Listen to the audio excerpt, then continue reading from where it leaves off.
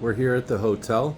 I thought it might be a neat idea to try out my thermal imager with this air conditioner and heater. So I've got my cell phone, I've got the thermal camera, and what I'll do is just plug it into the bottom, and when it's plugged in all the way, it's going to activate the app.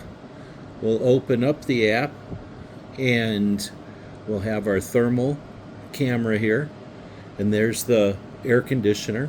So you can see it's not real hot, my hand there. And now I'm going to flip it to heater. And let's just see what happens. Whoops, let's just see what happens here as we turn it on to heater. And there we're getting the heat coming off the top there. We're seeing the heat start to grow. And this is really taking much less than a minute. I was thinking this might take a couple of minutes to show this, but that's how fast the temperature of the device changes.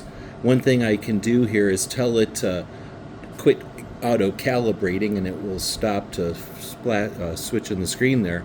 But you can see, I guess I can use my hand as a pointer, you can see how the vent is the first place to heat up, and then as it'll heat up, we'll see it'll get warmer and warmer down here.